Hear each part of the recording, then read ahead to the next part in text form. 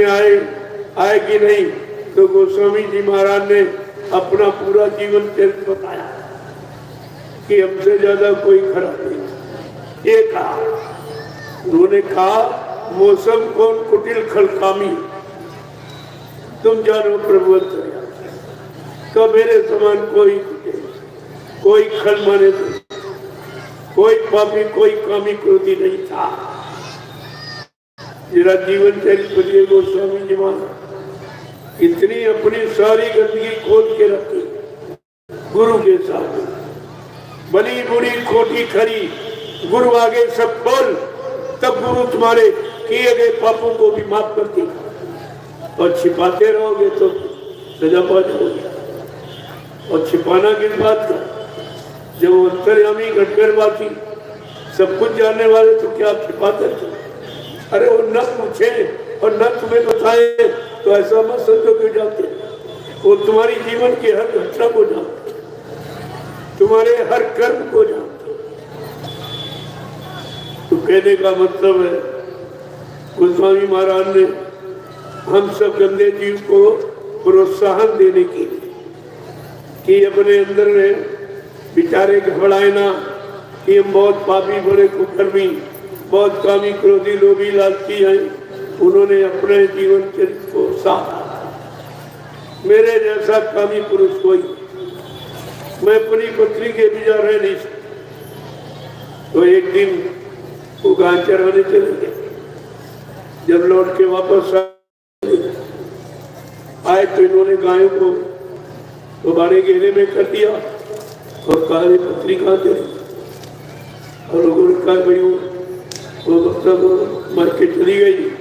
उसके मर के जो लोग आए बाद वो भाग खड़े, तुरंत भाग खड़े।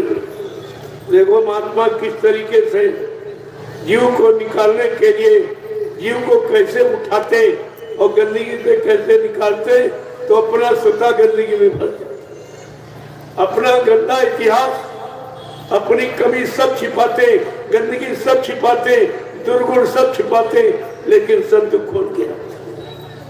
तब जीवों को गंदगी से निकाले।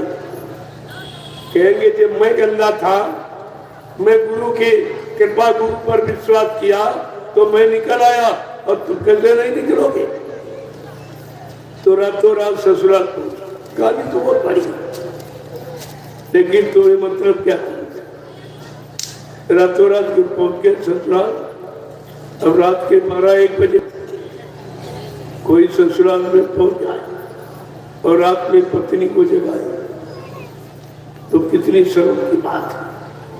और उन्होंने जगाया, पत्नी कहती है कि लोग क्या करेंगे, परिवार के लोग, मोहल्ले के लोग, गांव के लोग क्या करेंगे? तो उसने एक बाण मारा, एक बाण मारा। क्या कहा? अस्थि चर्म ये थे में जामे जैसी प्रीत, और तैसी यदि श्री राम में तो होत न तो भोगीत।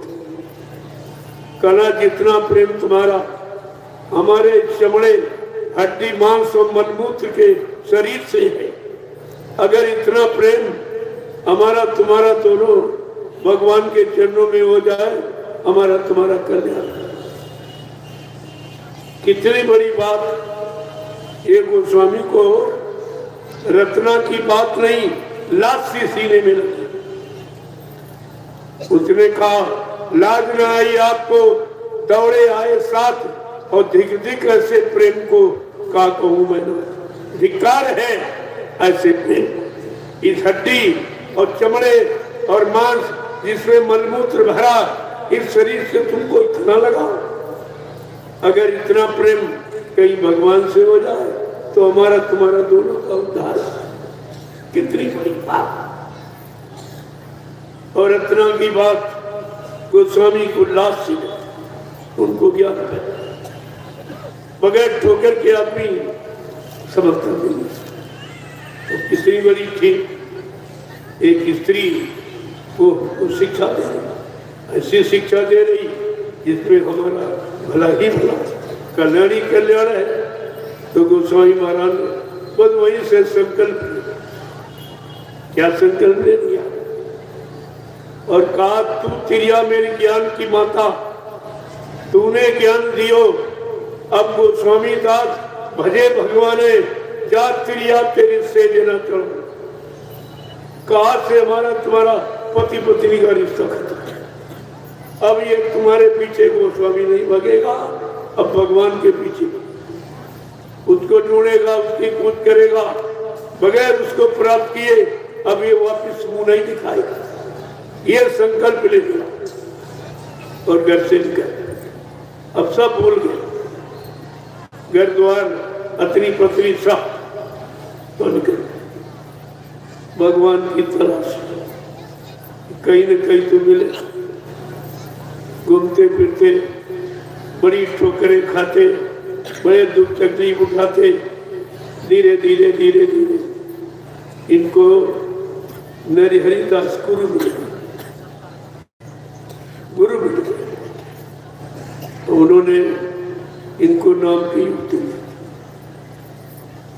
और जब ये नाम की युक्ति पा गए और तो कुछ कर सके थे, सबसे उब चुके थे, उधर फटकार भी और डांट भी मिल चुकी थी, उधर घूमने का कोई प्रश्न नहीं था, एकदम नाम की कमाई में लगे।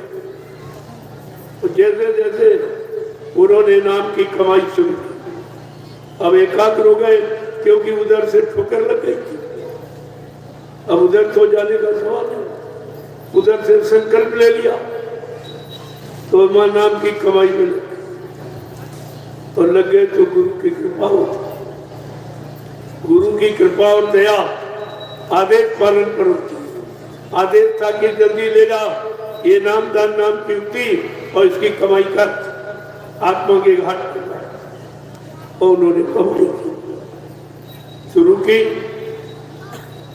तो उन्होंने फट से अनुभव जो पाया वो बड़े खुश।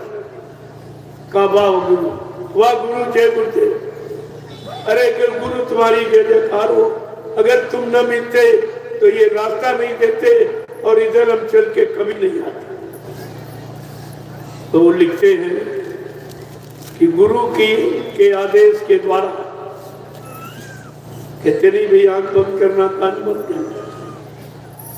उन्होंने भी लिखा है कि मुदित नयन नेत्र सित तब भयो और पुनिचित बात कौशलपुर गयो।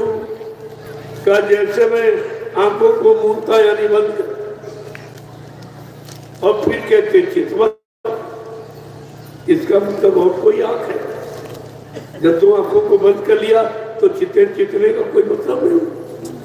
अरे चिताए देखेगा जब आंख खुली होगी। उधर कह रहे मुदित नयन त्रसित भयो, शरीर की दो आंखों को जब बंद किया एकदम संतुष्ट हो गया, पूर्ण शांति मिल गई। और फिर वो उधर की तरफ जिसको गुरु ने इशारा किया था दिव्यांग का, कहा प्रभु भगवान का दर्शन दिव्यांग से होगा। इन तो जैसे कहते पूरी चितवत बार बार देखता हूं तो कोसलाधीश के दर्शन, कोसलाधीश के दर्शन का जब पहली बार पहले मंडल, पहले मुकाम पर, पहले लोक पर या पहले नाम के स्थान पर पहुंचा तो क्या कहते हैं, जब हमको राम ने देखा, यही नाम निरंजन के भेजे हुए, वो निरंजन भगवान ने जब देखा कि ये काल का जीव यहाँ तक आ गया, इस सतगुरु की दया से और तो कोई भेज नहीं सकता। तो काल उनकी आरती करने कहा धन्य हो तुम और तुम्हारा सदगुरु, तुम्हारा गुरु दोनों धन्य हैं जो आज मैं सदगुरु के भक्त का दर्शन कर कि मोही बिलो की राम मुस्काही और भी हसत तुरत गयो मुख माई। कहते कि मुझे देखकर भगवान राम इतने खुश हो गए, प्रसन्न हो गए और उन्होंने दरवाजा खोला। वो दरवाजा उनके मुख से और हंसने पर मुख खुल जाता। जैसे ये मुख खुला यानी दरवाजा, फट से मैं उस दरवाजे के बाहर आया, निकल काल के लोग से बात चला। अब जैसे जैसे मैं अगले नाम की साधना करता हूँ, उस नाम का स्मरण करता हूँ और ध्यान करता हूँ और आबाजू को याद करता हूँ और स्थान पर प्रणाम करता हूँ, तो फट से वो मालिक भी दरवाजा खोल देता। प्रणाम करने से वो भी खुश हो। तो क्या कहते बड़े कांड पिंड ब्रह्मांडों की रचना उधर मतलब कहा जब उधर माज सुने अंडज लाया और देखो बहु ब्रह्मांड निकाया। उधर मध्य में अब ये लोग आज के वाचक यानी उल्टा पुल्टा कहते हैं, वो उधर माने पेट पे चले गए, कहते हो पेट पे चले गए, लेकिन पेट की ऐसी कोई रचना तो नहीं है कि उधर माथु नंदत राया देखो वो ब्रह्मांड निकाया। तमाम ब्रह्मांडों की विचित्र रचना को देख रहा हूं। अगर पेट की रचना देखी तो किसी सर्जन से पूछो जो ऑपरेशन कर तो बता देगा कि पेट के अंदर तो मांस है, हड्डी है, खून है, मन मूत्र और इसमें क्या है? इसमें तो वो नहीं जो गोस्वामी महाराज उधर मात माने उधर मध्य में, ये मत उधर मध्य में जब पहुंचा तो क्या देखा? अनेक खंड पिंड ब्रह्मांडों की रचना। फिर आगे पहुंचा तो क्या देख रहा हूं कि कोटिन चतुरा ननकारी सा अवगणित शेष शारदाई सा। करोड़ों ब्रह्मा, करोड़ों विष्णु, करोड़ों शंकर एक लाइन में खड़े दिखाई दे, और यहाँ एक भी नहीं मिला। जब नहीं मिला पत्थरी का बना लिया। जब सच्चा शंकर नहीं मिला तो कंकर का शंकर बना लिया। उसी की पूजा में लगे। अब उनको मिला नहीं तो नहीं कर। लेकिन उधर गोस्वामी जी महाराज परिचय दे रहे कि इधर नहीं, ये काल माया के देश में कोई नहीं, न ब्रह्मा न विष्णु न शिव न राम न कृष्ण न कोई देवी न देवता। ये तो काल माया का देश है। यहाँ जो शरीर धारण करेगा वो मृत्यु के हवाले, बस जन्म मरण के सिवाय कुछ। पैदा होगे मर जाओगे, पैदा होगे मर जाओगे, यही सिलसिला अभी तक बना रहा और इसी में हम लोग घूमते फिरते। कभी पशुओं के शरीर में, कभी पक्षियों के शरीर में, कभी जंगली जानवरों के शरीर में, कभी कीड़े मकोड़ों के शरीर में। जब 83,99,999 योनियां जब भटकी, तब ये मानव तन को अब की बार अवसर चांस मौके के रूप में देती कि जाओ अब की बार तुम्हें मौका दिया जाए। तुम बहुत भटकी हो।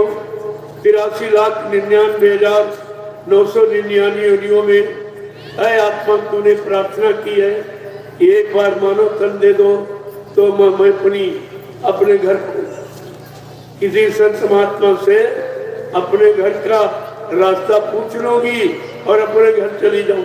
फिर यहाँ जन्म मरण में कभी नहीं। अरे भाई क्यों ऐसा कहती है? कहती है नाक में दम हो गई हमारे, बार बार मरते मरते। मेरे नाक में तो दम हो गई। यहाँ मृत्यु और जन्म और मृत्यु और जन्म, इसके सिवा कुछ नहीं मिला। पैदा हो गए फिर मर गए, फिर पैदा, फिर मर गए, फिर पैदा हो गए। इसी चक्कर में हम लोग चक्कर लगाते हैं। अब ये मौका मानव तन के मिला है। ये 83,99,999 योनियों से निकलने का। अगर निकलना चाहते हो तो सदगुरु की शरण में आ जाओ और किसी की शरण में जाकर आपका उद्धार कल्याण नहीं हो सकता। न ब्रह्मा की शरण में, न विष्णु न शंकर, न कोई देवी न देवता, न कोई राम न कृष्ण।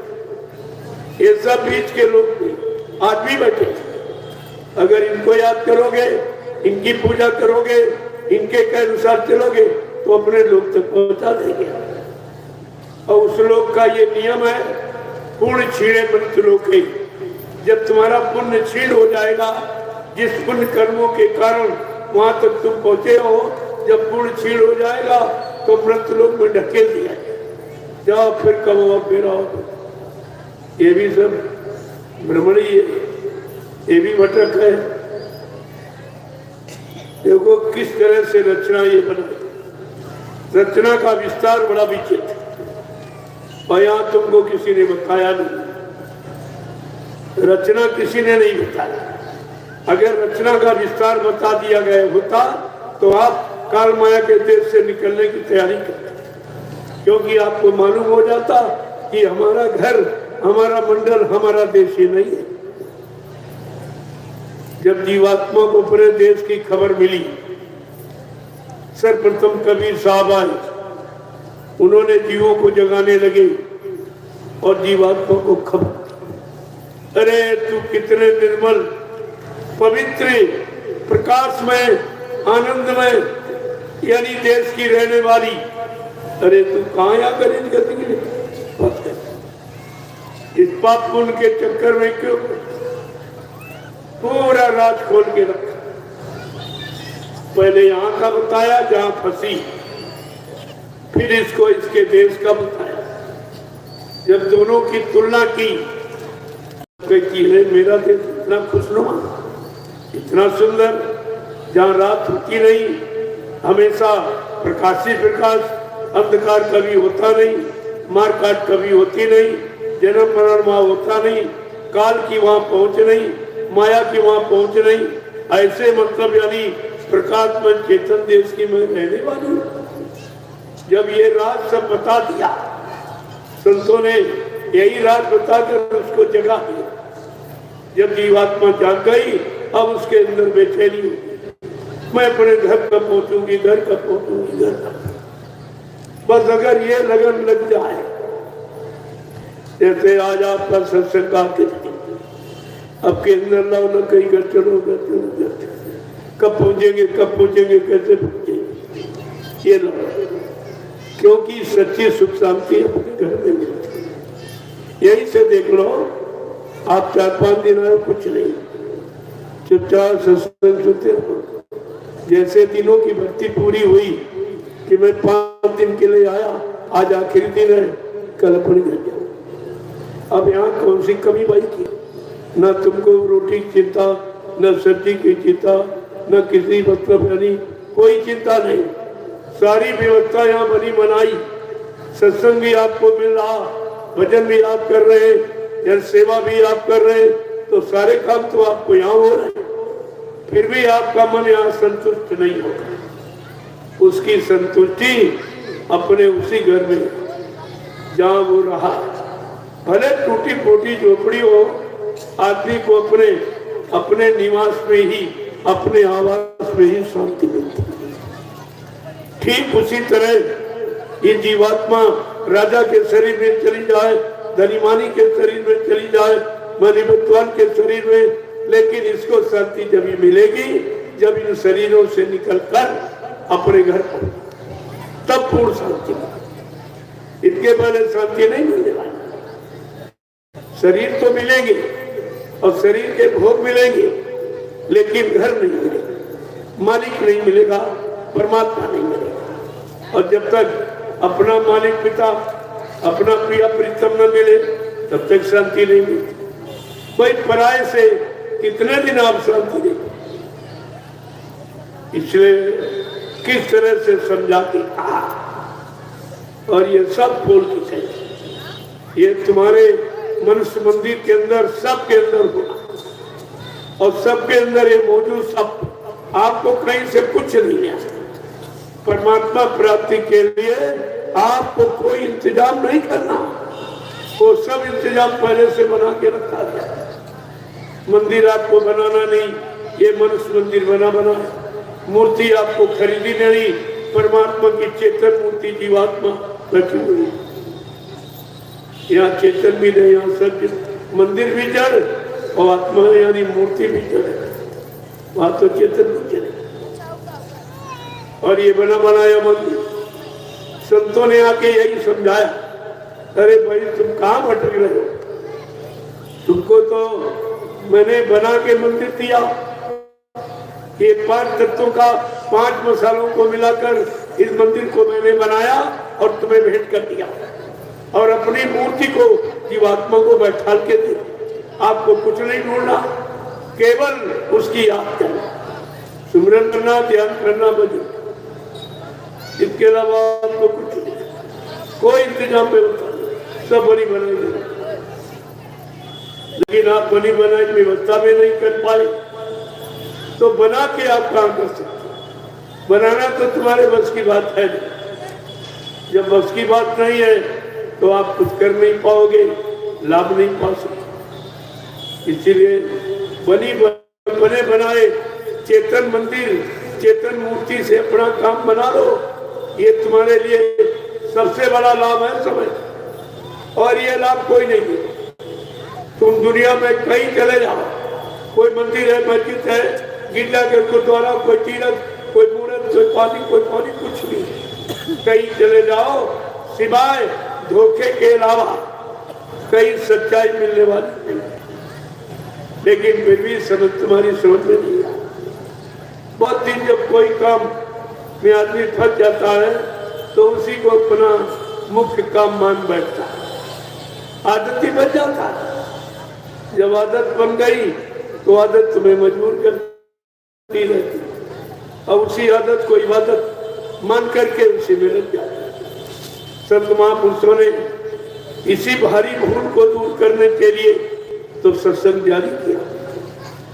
ये सब सत्संग करते रहोगे, सुनते रहोगे, समझते रहोगे, अपने जीवन में उतारते रहोगे तो एक दिन तुम सच्चाई को पा जाओ कि काल माया के झूठे देश में सत्य क्या है, सत्य कहाँ मिलेगा, सत्य कौन देगा, सत्य किसके दरबार में मिलता है, ये सब जानकारी आपको। लेकिन आपने ऐसा कोई विचार ही नहीं बनाया अभी। ये तो जबरदस्ती सत्संग सुना के आपके अंदर विचार पैदा किया जाए। कहाँ इन विचार को कभी लाते या कभी यहाँ आते। ये तो महापुरुष तुम्हारे साथ मेहनत कर रहे, तुम्हें जगा रहे, सिखा रहे, तमाम तरह की परेशानियां सब बर्दाश्त करें। तुम क्या दुख उठाते हो जो संत महात्मा जीवों को जगाने के लिए दुख उठाते हैं। कितनी परेशानी, कितना दुख उठाते हैं और उनका सारा अपने ऊपर ले लेते हैं कि किसी तरह ये खा हो। अगर आपको मुसीबत देते तो छोड़ के बात करो, आपको बड़ी बीमारी दे दी जाए तो आप छोड़ के चले जाओ। इसलिए तुम छोड़ो ना, बने रहो। इसलिए तुम्हारा सारा दुख अपने ऊपर ले लो। उनको कोई बीमारी नहीं लगी नहीं सकती। ये बीमारी सब जीवों की है। अब जीवों का काम करने आए तो उनको तो मुसीबत उठानी ही पड़ेगी।